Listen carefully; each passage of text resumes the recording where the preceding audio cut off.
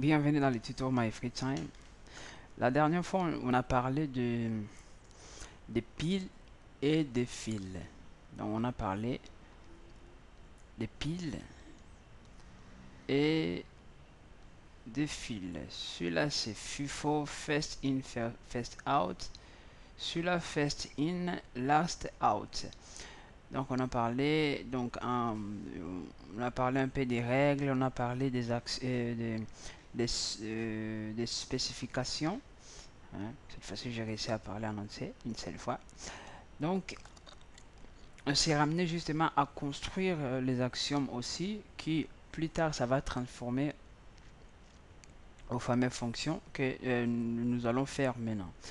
La fois dernière, j'ai aussi introduit, donc je fais quelques fonctions de chaque des piles et des fils. Des fils, je ne sais pas si je fais des fonctions, mais on a plutôt travaillé par rapport à une implémentation implémentation fonctionnelle. Hein. Implémentation fonctionnelle, cela veut dire que on n'a pas utilisé des pointeurs. Et je vous ai dit que lorsqu'on n'utilise pas des pointeurs, comme on travaille avec des structures, donc lorsqu'on passe à une structure au paramètre, donc c'est comme si on passe tout le contenu, même le bagage avec ses capacités, on passe tout, mais on a passe tout, pardon.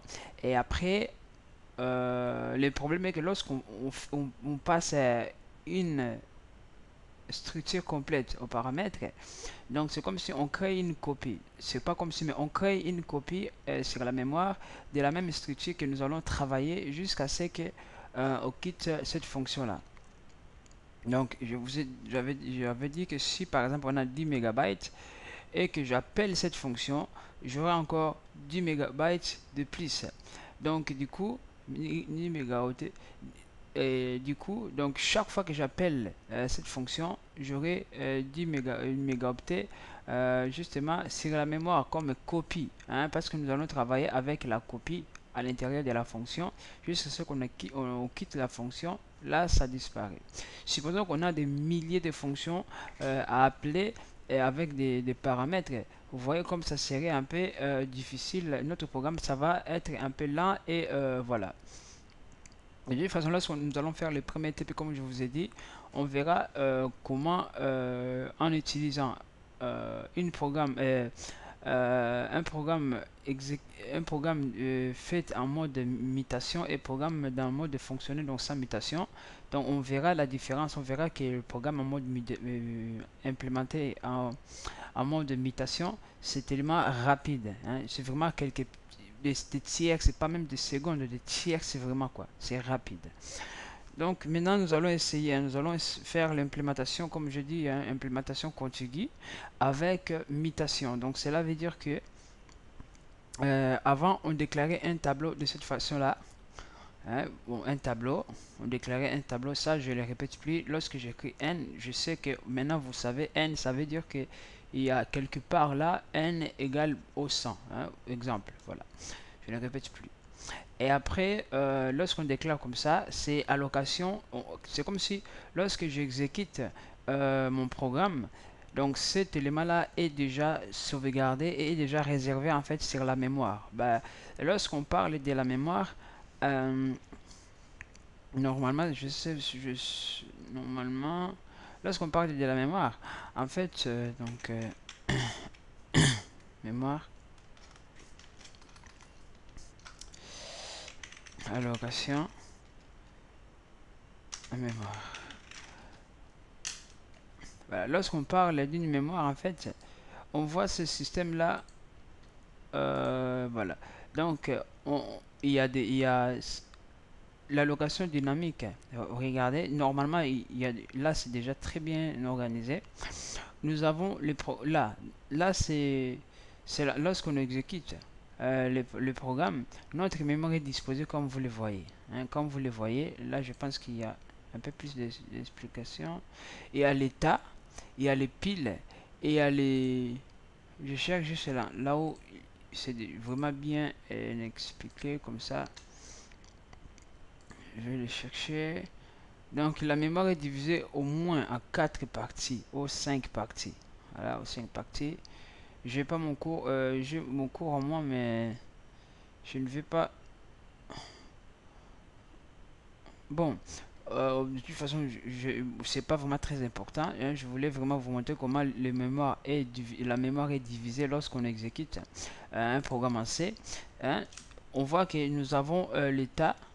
C'est là où, lorsqu'on fait des allocations statiques, allocations statiques, c'est lorsqu'on déclare des tableaux comme ça, hein, et dont sa taille ne bouge pas pendant l'exécution des programmes. Et après, nous avons la pile. Donc, la pile, donc, comme on dit, l'instruction ça entre et lui s'agrandit. Donc, du coup, dans la pile, c'est là où nous faisons des allocations dynamiques, hein, lorsqu'on utilise les malloc. Voilà. Donc, je ne vais pas insister là. Si vous voulez savoir, c'est beaucoup sur ces informations-là. Il y a un cours euh, déjà fait, mais pas encore publié, mais qui se trouve ici, là, dans l'architecture d'ordinateur. Là, on parlera beaucoup sur ces allocations-là. Voilà. Donc, pour continuer, donc maintenant nous allons travailler, nous allons implémenter nos programmes dans les tableaux contigus avec, nous allons faire la programmation contiguë avec de mutation. Donc, sans plus tarder, nous savons déjà le pile. Pour la pile, pardon, pile nouveau, bah, les fonctions, on l'avait déjà fait. Maintenant, on va juste les convertir en mode, comment dirais-je? Nous allons juste les convertir en fait en mode mutation. Voilà. Donc, pile nouveau. Là, je vais juste créer des fonctions. La structure, on l'a. Hein, la structure, on l'a. La structure ne change pas. Donc, la structure, j'avais écrit, je vais juste type def strict. J'avais fait S. Et voilà. Type def strict. J'avais fait S. Oh là. Là, nat et voilà, N. Hein.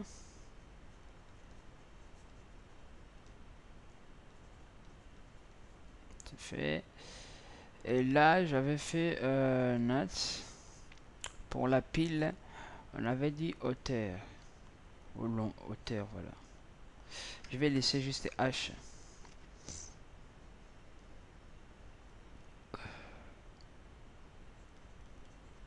Ça, c'est la pile. Maintenant, créons la fonction pile nouveau. Voilà. Pile nouveau. Voilà. Pile nouveau. Voilà. Pile nouveau. Il prend rien. Il prend rien. J'aimerais que ce soit vraiment pile vide.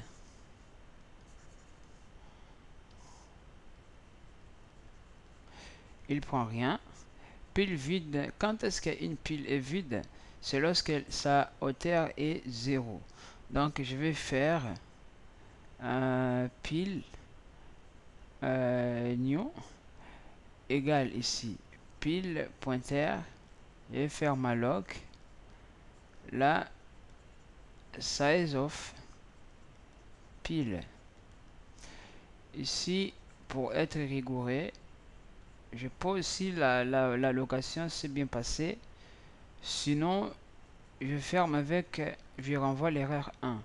Lorsqu'on renvoie l'erreur 1,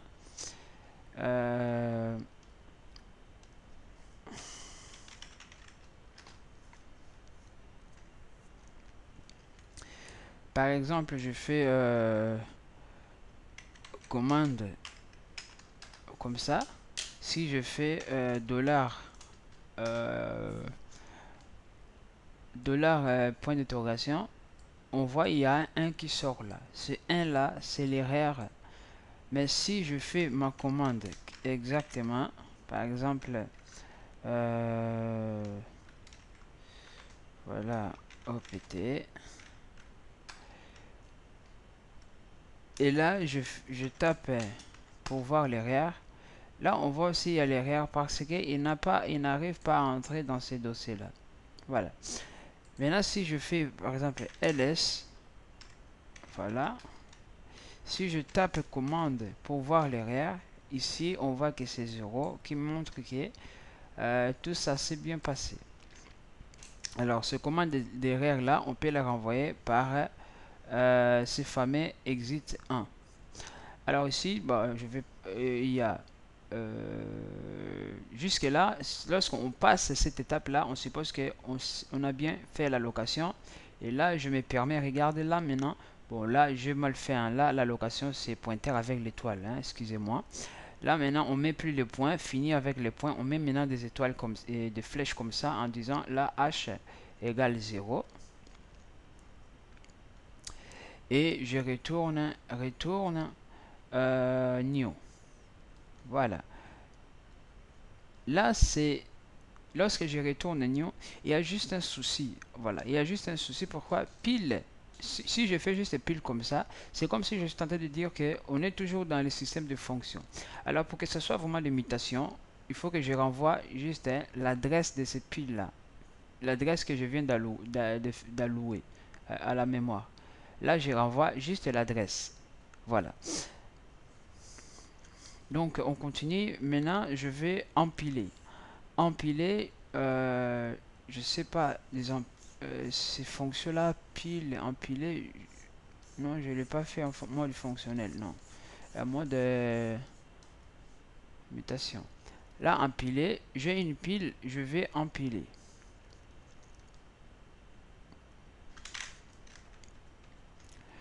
Je vais empiler, donc j'aurai une pile qui est P et un élément de type S, voilà. Et là, normalement, lorsque je vais empiler quelque chose, je vous ai dit, il faut que la cardinale de pile soit inférieure ou égale à la taille moins 2. La taille moins 2, ça veut dire que nous, on commence de 0 à 99. Donc, si à taille moins 2, je serai à 98, donc je peux insérer mon élément. Et là, on complète 99, ça veut dire 100. Voilà. Donc, on suppose que ces préconditions-là est déjà pris en charge déjà par l'utilisateur. Il sait très bien que avant d'appeler cette fonction, il vérifie si la pile a de l'espace. Donc, c'est là, ça se passe là où il va utiliser ce pointeur-là, hein, parce que nous, on l'a quand même avisé hein, lorsque nous avons fait nos conditions, nos préconditions. Hein, on l'a dit. Hein, voilà. Ici, je pense que je ne l'ai pas dit, mais je me souviens que je l'avais précisé quelque part par rapport à la taille. Donc voilà. Donc du coup, on continue. Là, c'est empilé, donc j'ai la fonction. Maintenant ici, il faut vraiment faire gaffe. Supposons que quelqu'un est malin, il veut vraiment nous faire du mal. Et de faire du mal, pas nous tuer, bien sûr. C'est juste, il veut vraiment faire gâcher notre programme.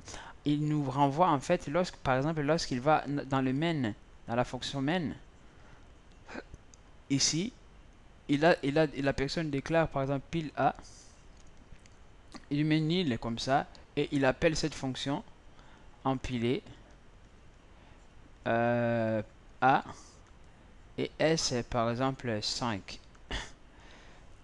Là, regardez, là, cette pile-là est vide. Regardez, là est vide. Donc, comme c'est vide, qu'est-ce que nous allons faire? Ben, donc, cela veut dire que je ne peux pas écrire comme ça pile de valeur de pile de hauteur égale x directement. Je ne peux pas écrire parce que je n'ai pas le droit. Si je fais comme ça, tandis que cette pile-là n'a pas été allouée à la mémoire, donc ça va me renvoyer l'erreur segmentation fault. Donc pour éviter cela, qu'est-ce que je fais? Donc il faut vraiment que je vérifie si pile là, le P là, est nil. Donc, si là je vérifie si la pile est vide, est nil. Si la pile est nil, alors qu'est-ce que je vais faire? Ben, je vais faire d'abord, je prends la pile, Là, je fais dans un bloc, je prends la même pile et j'appelle la fonction pile vide. Parce que pile vide, lorsqu'on appelle la pile vide, c'est comme si lorsque on déclare juste comme ça une pile. Là, comme c'est là, je fais l'erreur. Là, c'est pointeur. Hein, je vais m'habituer. Là, c'est un pointeur. C'est comme si je déclarais un truc pareil. Juste comme ça. Mais lorsque je fais la location, j'appelle la fonction malloc, la fonction la vide. Lorsque je fais vide p, comme ça, donc c'est comme si là, à partir d'ici, déjà, j'ai créé maintenant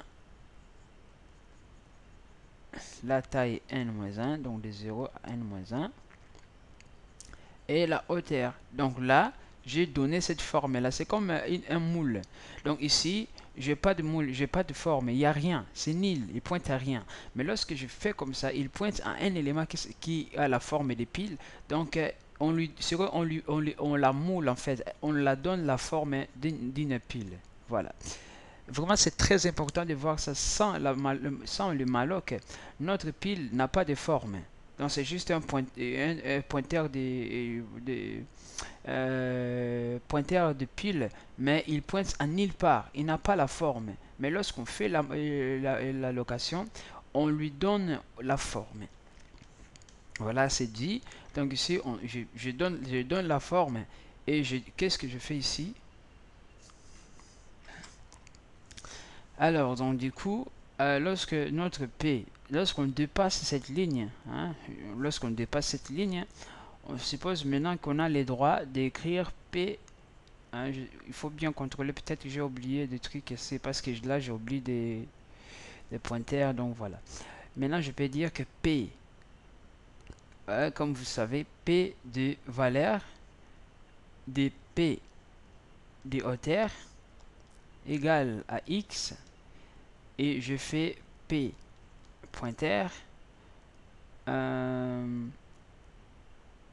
Donc là, il faut faire juste comme ça. Il faut pas aller jusque là. Voilà.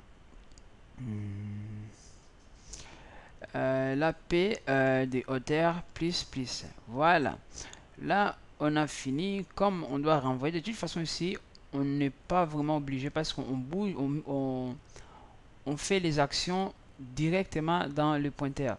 Donc là, en fait, je vais vraiment pas insister hein, parce que moi, je sais, code en codant, c'est un peu lorsqu'on écrit le code, c'est vraiment, je veux pas vraiment être, j'essaie d'être rigoureux lorsque j'écris le code, j'essaie d'être rigoureux le maximum possible. Mais le plus important, c'est lorsqu'on passe maintenant dans les moments d'implémentation, donc sur l'ordinateur en codant vraiment, c'est là où on découvre un peu quelques autres erreurs. Donc si j'écris ici, peut-être que j'ai commis des erreurs quelque part, des oublis ou même des erreurs. Ben, ne voyez pas comme si je suis nul, je sais pas quoi, mais ça arrive. Voilà. Même lorsque sur les ordi, on se retrouve vraiment avec beaucoup de erreurs. Donc, comme c'est dit, là, je renvoie retourne P. Bon, on voit que l'objectif c'était vraiment d'éviter cette partie-là. Donc ici, j'aurais pu mettre void.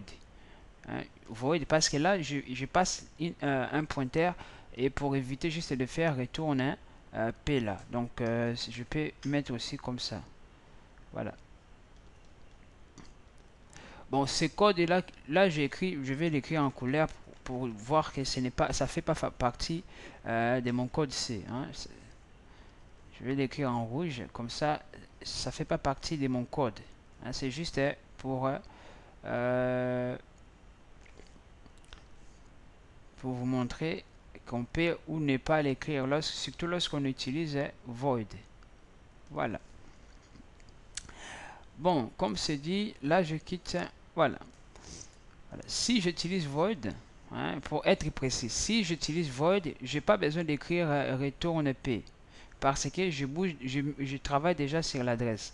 Mais si je veux vraiment renvoyer, ben, il faut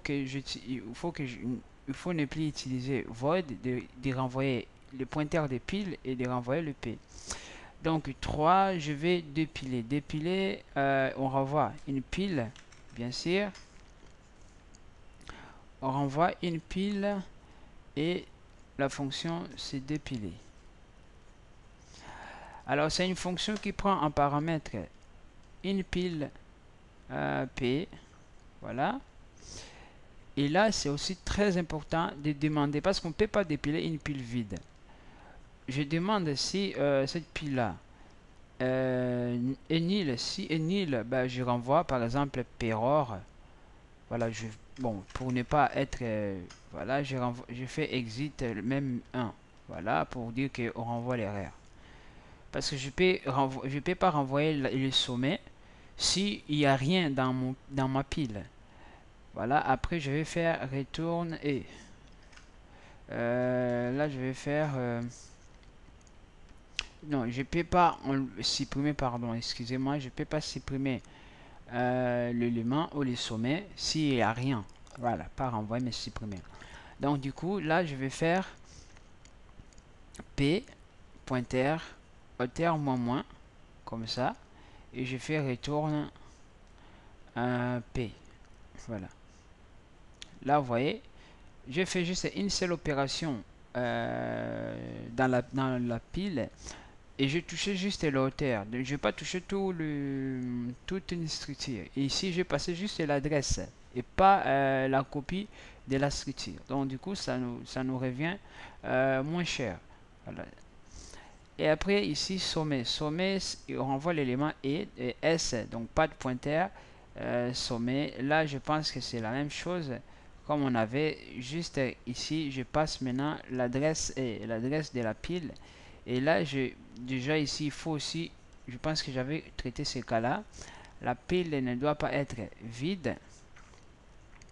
Voilà, et là, je fais retourne. Le sommet, c'est P pointer, valeur, P pointer, hauteur moins 1.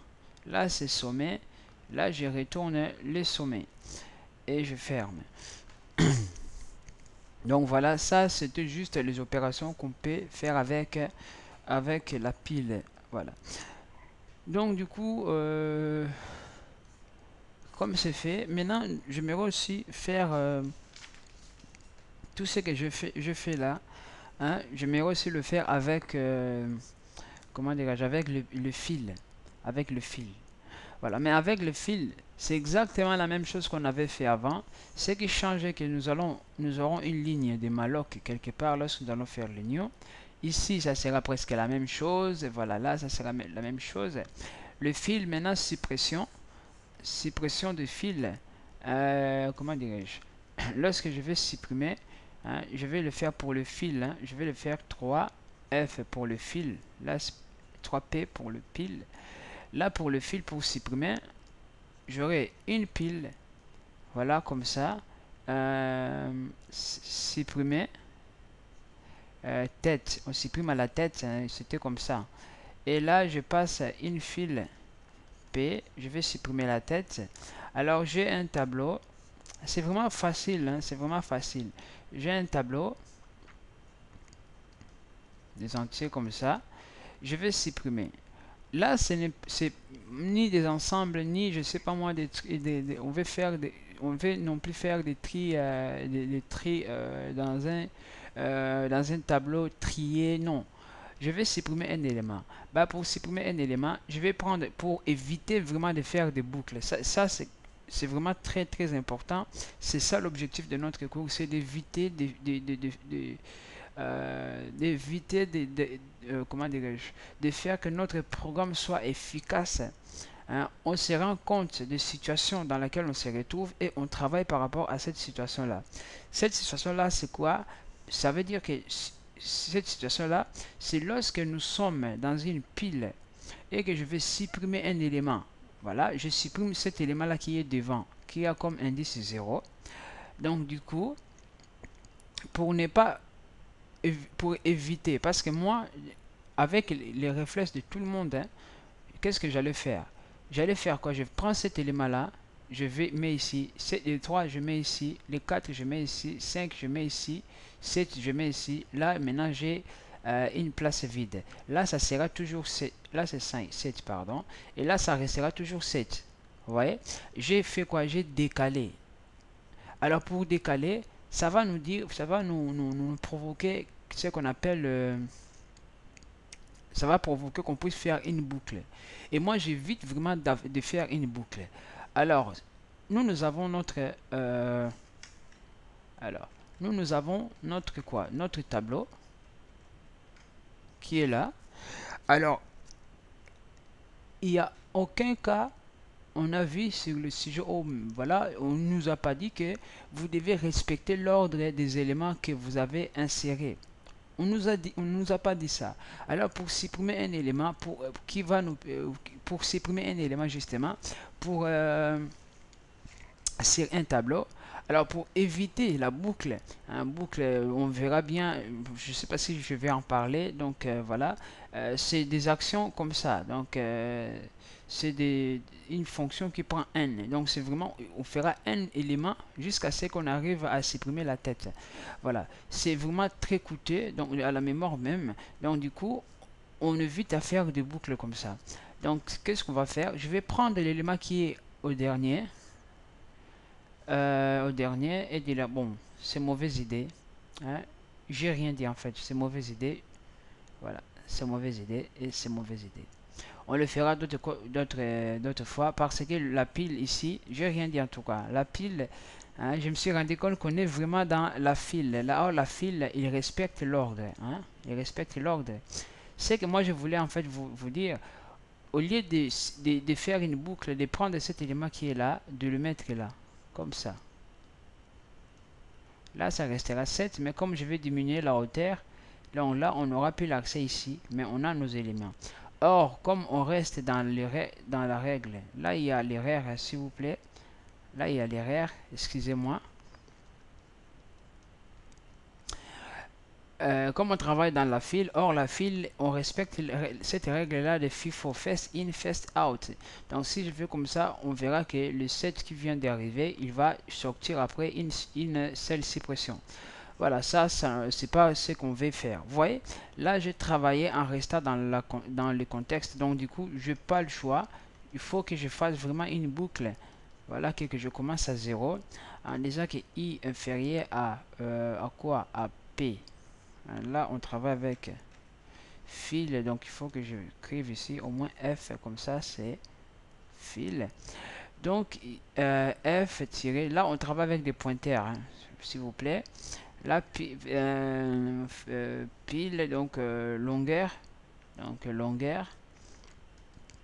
i plus plus. Alors, il faut vraiment que je décale. Donc, ce que je vais faire L tirer valeur. Là, je fais i. Si c'est 0, i.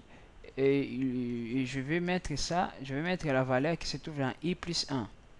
Voilà, je vais prendre la valeur de i plus 1, je le mets ici. Prendre la valeur de i plus 2, je le mets ici, ainsi de suite. Alors, lorsque je finis, ce que je vais faire, donc je ferai f pointeur longueur moins. Donc là, je n'aurai plus accès au set qui va rester dans l'autre derrière. Et après, bah, je retourne f. Hein, bon, ici, si on veut vraiment qu'on renvoie f, si comme on travaille avec des pointeurs, ça pourrait arriver qu'on renvoie, on met void ici, et là on renvoie rien, parce qu'on a changé directement dans l'adresse. Là on ferme, vous voyez, ça c'est la différence. J'ai écrasé la première valeur par le valeur précédente, donc du coup on a une liste moins un élément.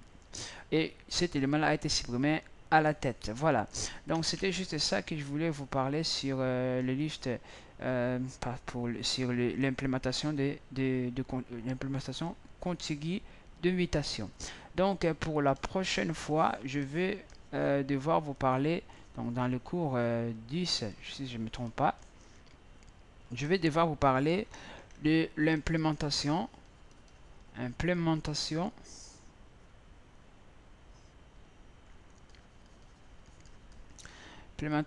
par chaînage.